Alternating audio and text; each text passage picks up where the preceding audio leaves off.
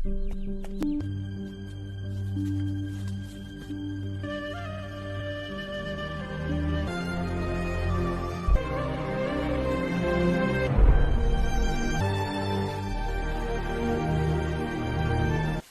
அண்ணனுக்கு பதிலா நீ செத்து இருந்தா குடும்பம் நிம்மதியா இருந்திருக்கும்.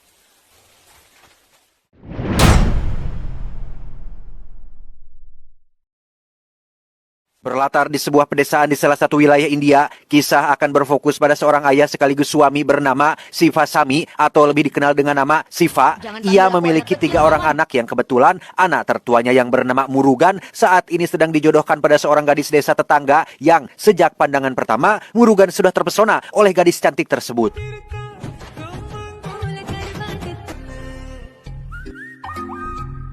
Selesai acara perjodohan, malamnya Siva dan kedua anak lelakinya terlihat sedang menjaga kebun milik mereka dari binatang liar, di mana anak kedua Siva yang bernama Bara pun tak sengaja melihat seekor babi hutan yang berpotensi merusak tanaman, sehingga dengan cepat Siva dan kedua anak pun langsung melakukan perburuan, dan inilah yang terjadi.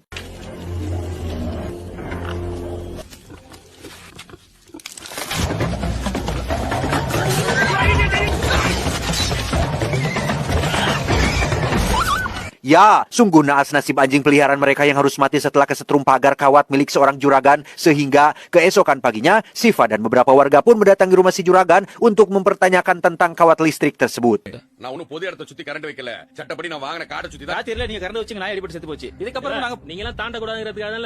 Dari semua warga, hanya Muruganlah orang yang paling berani bersuara kepada si juragan agar segera melepaskan pagar setrum tersebut. Namun, jawaban si juragan justru malah semakin membuat geram semua orang, namun karena Siva dan warga hanyalah petani biasa, mereka tidak bisa berbuat apa-apa. Keesokannya, si juragan pun dikejutkan dengan pagar setrumnya yang dirusak, yang ternyata itu dilakukan oleh Murugan yang sudah kepalang kesal dengan kesombongan si juragan yang selalu bersikap sok berkuasa di desa mereka.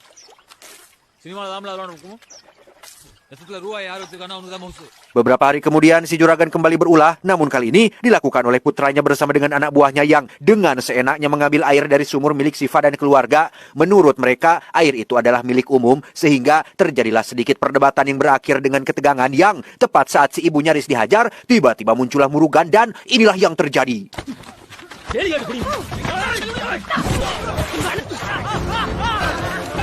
Gara-gara kejadian itu, Murugan pun langsung digelandang ke kantor polisi, di mana esok paginya, Siva mendatangi si juragan bersama dengan para dewan desa untuk membicarakan terkait putranya, termasuk sumur yang jadi sumber perselisihan. Jadi ternyata si juragan ini sudah membeli hampir semua tanah para petani yang ada di desa ini untuk nantinya akan dibangun pabrik, toko, dan bangunan-bangunan modern lainnya. Dari semua petani yang sudah menjual tanahnya, hanya Siva lah yang tidak memberikan tanahnya termasuk sumur yang kebetulan berada tepat di tanah miliknya, sehingga si juragan pun berusaha merebut sumur tersebut dengan melobi para dewan desa yang memang lebih dekat dengannya. Perihal Murugan yang saat ini ditahan di kantor polisi, si juragan tidak akan pernah mencabut laporannya karena Murugan sudah menghajar putranya, terkecuali satu syarat yang harus Siva lakukan, yaitu sujud di bawah kakinya termasuk kaki semua orang yang ada di desa ini.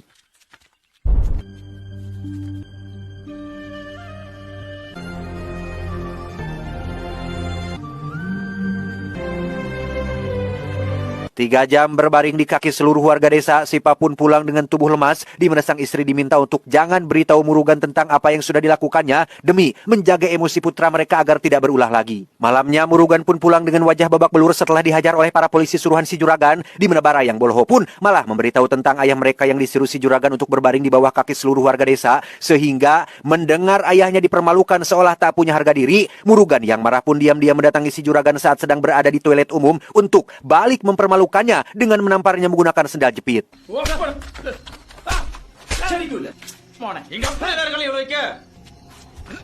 Si juragan pun terus kepikiran tentang kejadian tersebut. Ia merasa tidak terima dipermalukan seperti itu, tapi juga malu jika harus ngomong kepada anak buahnya, sehingga si juragan yang licik pun menyewa sekelompok pemburu yang juga nyambi sebagai pemburu bayaran untuk menghabisi Murugan secara diam-diam.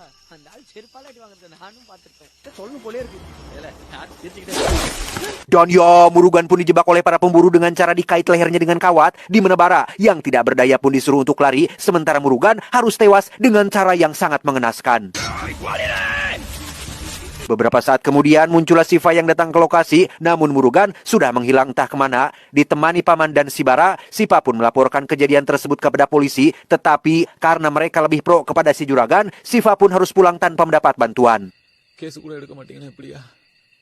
Keesokan paginya, si ibu tak sengaja melihat burung-burung yang terbang di atas lahan luas sehingga dengan cepat Siva dan warga pun mendatangi lokasi tersebut yang ternyata burung-burung itu sedang memakan jasad Murugan dengan kondisi tanpa kelapa. Siva dan sang istri yang bernama Pacaya pun mendatangi kantor polisi untuk melaporkan kejadian tersebut. Namun, seperti kita tahu, aparat di desa ini lebih memihak kepada si Juragan dan tak menunjukkan sedikit pun kepedulian kepada petani biasa seperti si Siva ini.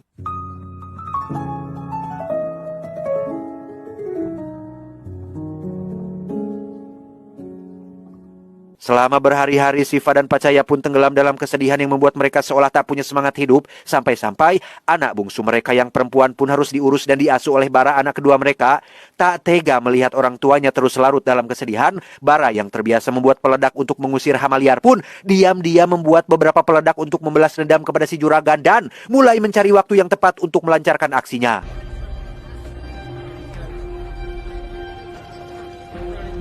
Pacaya sendiri baru memberitahu Siva tentang gerak-gerik anak mereka yang mencurigakan dan sempat menemukan beberapa bahan peledak di gudang yang hilang, di mana Siva bisa langsung menyadari jika Bara anaknya berniat membalas dendam kepada si Juragan.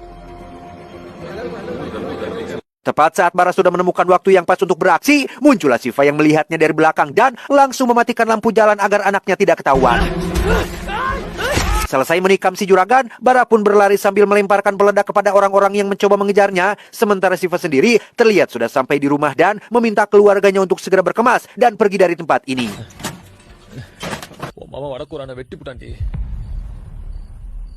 Setelah menceritakan tentang putra mereka yang berulah, muncullah Bara yang baru pulang dengan wajah tanpa dosa. Sempat menampol wajah Bara yang pica capeken, Siva pun meminta kakak iparnya alias si paman untuk membawa istri dan anak perempuannya menuju rumah sahabat lama Siva di desa tetangga. Sementara Siva dan Bara sendiri akan menggunakan jalur yang berbeda, yaitu hutan, demi menghindari para polisi dan anak-anak buah si Juragan.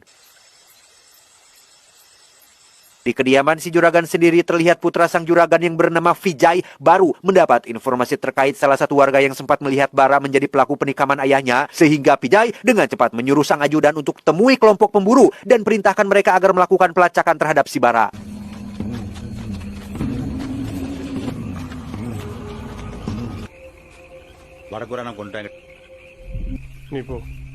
Kembali ke Siva dan Bara yang sedang kukucubukan melintasi walungan atau sungai, di mana saat mereka sudah sampai di seberang, Siva menunjukkan kecerdasannya ketika menyuruh sang anak untuk jalan mundur, sehingga para pengejar akan kesulitan melacak pelarian mereka.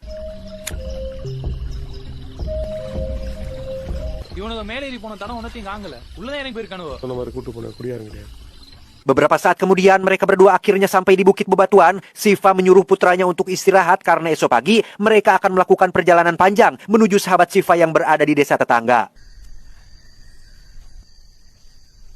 Bersamaan dengan itu, paman Picaya dan anak bungsu Siva terlihat masih dalam perjalanan. Mereka sempat menemui kesulitan ketika salah satu kambing ternak yang mereka bawa lepas ke tengah jalan. Beruntung hal itu tidak menjadi berkepanjangan dan para polisi langsung pergi saat itu juga.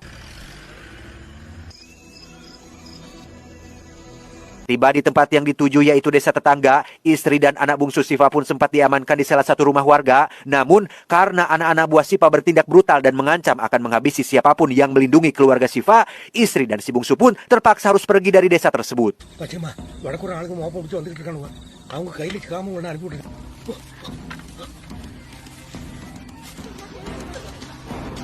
Keesokan paginya, Siva dan Bara terlihat sudah melanjutkan perjalanan menembus ladang jagung dan perbukitan. Setibanya di desa tetangga, Siva menyuruh Bara untuk menunggu sebentar, sementara ia akan menemui salah satu warga untuk menanyakan terkait keberadaan istri dan anak bungsunya. Dan betapa terkejutnya Siva saat mendengar jika istri dan anak bungsunya sudah pergi dari sana sejak semalam, di mana si warga meminta maaf tidak bisa membantu Siva dan keluarga setelah mendapat ancaman dari para anak buahnya si Pejai ini.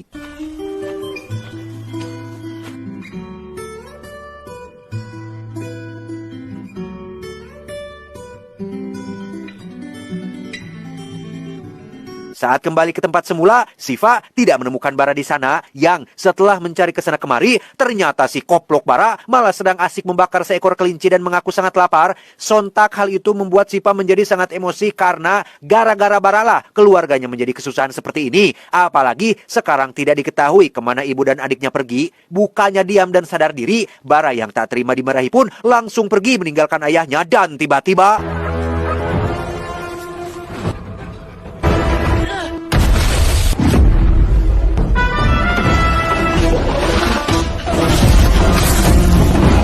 Ya, entah siapa sebenarnya Siva di masa lalu. Ia yang sudah menggunakan penutup kepala pun menghajar semua pemburu hanya sendirian saja, meski sempat mendapat kesulitan beberapa kali.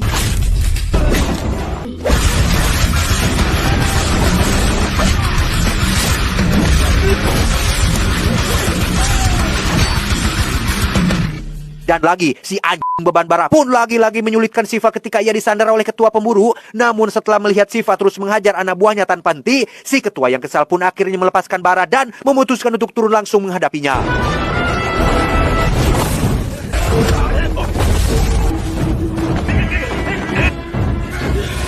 Saat Siva punya kesempatan untuk menghabisi si ketua yang jelas-jelas menjadi eksekutor dalam pembunuhan Murugan putra sulungnya, Siva yang tidak ingin ngalajur nafsu pun memilih untuk tidak melakukannya dan membiarkan para pemburu itu tetap hidup. Saat Siva sedang cuci muka di air sungai itulah, Bara pun bertanya terkait siapa sebenarnya ayah di masa lalu, yang karena Bara terus memaksa, Siva pun akhirnya mau menceritakan tentang pengalaman hidupnya. Dulu, sewaktu Siva masih muda, ia dikenal sebagai seorang pembuat minuman keras paling enak di desanya. Siva diangkat sebagai kepala produksi di pabrik milik majikannya berkat keahliannya yang jarang dimiliki oleh orang lain. Suatu hari, Siva pun menemui sang majikan untuk merekomendasikan sahabat dekatnya yang seorang pengangguran agar bisa bekerja di pabrik ini. Yang karena si majikan melihat sosok Siva, beliau pun mengizinkan si sahabat bekerja di sana. Si sahabat yang bernama Raju pun sangat berterima kasih atas bantuan yang Siva berikan. Ia melakukan pekerjaan apapun yang diperintahkan termasuk mengelap sendal yang akan sang majikan pakai. Seiring berjalannya waktu, Raju akhirnya naik jabatan sebagai bendahara atau orang yang megang duit pabrik dan menjadi orang paling dekat dengan sang majikan. Yang menarik adalah Raju mulai lupa diri dan lupa akan siapa orang yang sudah membantunya. Di mana saat Siva minta kasbon untuk biaya sekolah adik-adiknya, Raju dengan sombongnya mengatakan bahwa ia tidak bisa memberikannya dengan alasan sedang hemat uang pengeluaran, sehingga Siva yang emosi pun langsung menampolnya hingga nyaris menghajarnya.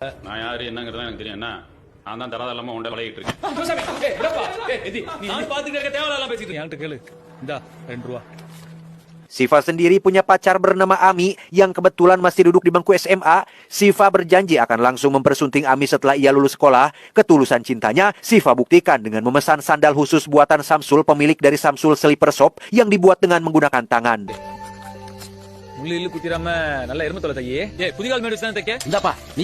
Alhasil, kini Ami tidak nyeker lagi pergi ke sekolah, yang memang di sana itu sudah biasa ya berjalan tanpa alas kaki, dan hanya orang-orang tertentu sajalah yang mampu membeli sendal.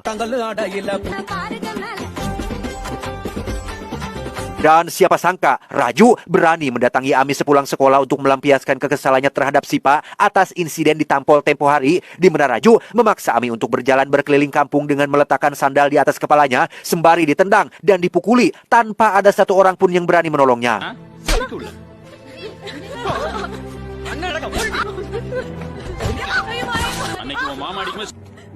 Sore harinya, barulah Siva diberitahu oleh mama mertua tentang Ami putrinya yang dipermalukan gara-gara sandal pemberian Siva, sehingga anjing, disinilah darah Siva seketika mendidih dan langsung mendatangi Raju untuk membuat perhitungan.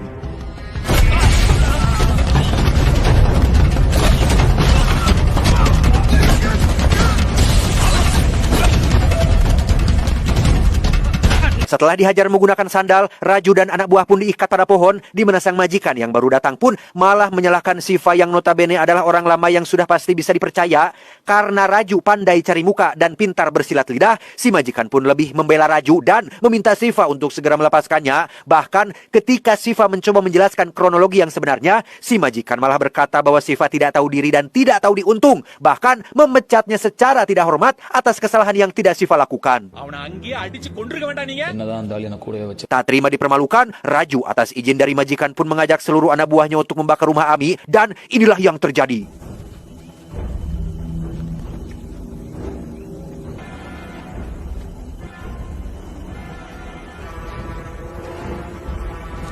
Dan sungguh, betapa sakitnya hati seorang Siva yang menemukan Ami sedang sekarat dengan kondisi tubuh tutung alias gosong. Niat mereka untuk menikah pun harus kandas gara-gara kelakuan si koplok Raju yang tidak tahu diri. Sehingga jangan salahkan Dede Inon apabila Siva langsung menuntut balas dendamnya. Belum balik ki mama.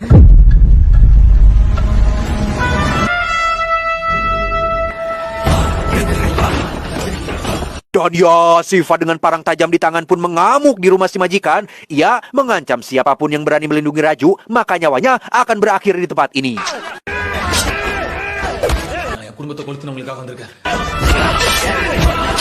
Karena si majikan secara tidak langsung telah ikut terlibat dalam kematian Ami, Siva pun tak segan-segan menghabisinya juga dan...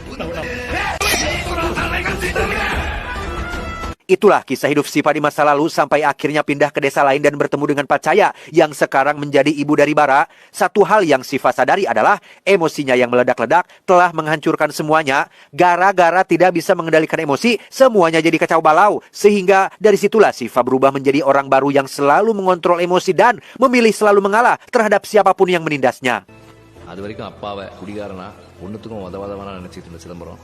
Siva dan Bara pun pergi ke kota dan akhirnya bertemu dengan Pacaya dan si bungsu. Karena tak bisa terus-terusan seperti ini, Siva pun berkoordinasi dengan Dewan Desa atau kalau di kita mah Kokolot alias tetua desa yang didampingi pihak kepolisian untuk duduk bersama dengan pihak dari keluarga si Juragan demi mencari solusi atas apa yang terjadi saat ini. இப்ப அவன் புள்ளைய காப்பாத்திக்கிறதுக்காக அவனுக்கு இருக்கிற ஒரே ஒரு சொத்தை உங்களுக்கு எழுதி தாரேன். Setelah ngobrol ngalur ngidul, Raja Singh alias pamannya Pijay pun sepakat untuk berdamai. Namun mereka mengajukan sebuah syarat jika tidak ingin ada kegaduhan lagi, yaitu ingin memiliki seluruh tanah yang Siva miliki sebagai ganti rugi atas kekacauan yang sudah terjadi. Tak ingin masalah ini berlarut-larut, Siva yang pada dasarnya ingin hidup tenang pun menyetujui kesepakatan tersebut. Ya, lebih baik kehilangan tanahnya daripada Bara putranya yang jauh lebih berharga dari apapun juga.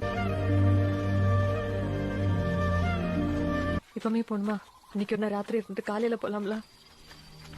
இல்லம்மா இப்பவே போனா தான் சரியா. Dan tebak apa yang terjadi selanjutnya? Ya, Raja Singh dan Pijay ternyata adalah sama-sama orang licik sama seperti si Juragan. Mereka diam-diam menculik Bara saat sedang sendirian tanpa Siva dan keluarganya menyadari hal tersebut. Singkat cerita, malam pun poek. Ketika Siva dan keluarga sedang berdoa, muncullah salah satu warga yang teriak memberitahu tentang Bara putra mereka yang dihajar ramai-ramai oleh Raja Singh dan Pijay. Baru saja Siva bisa bernapas lega dan akan hidup tenang, emosinya lagi-lagi dipermainkan dengan fakta tersebut sehingga tanpa buang waktu, Siva langsung mengenakan penutup kepalanya dan mendatangi mereka semua. அவனை வெட்டிடா இந்த சின்ன புலிய.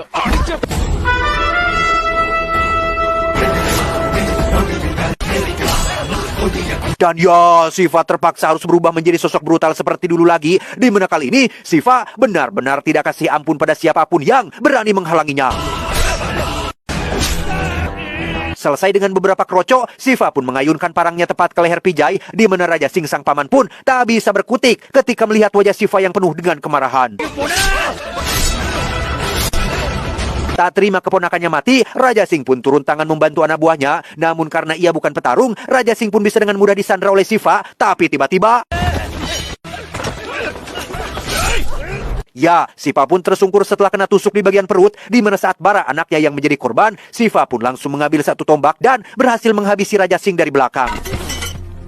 Tak lama setelah Raja Singh dan Pijay maut, muncullah si paman bersama para dewan desa yang melerai keributan tersebut, di mana Siva sendiri dengan cepat menggendong Bara untuk ia bawa pulang ke rumahnya. Beberapa waktu berlalu setelah kejadian itu, Siva pun harus pasrah saat dirinya dinyatakan bersalah dan akan dipenjara selama 10 tahun. Yang karena Bara adalah satu-satunya lelaki yang tersisa di keluarga mereka, ia pun mendapat amanah dari Siva agar selalu lindungi keluarga apapun yang terjadi.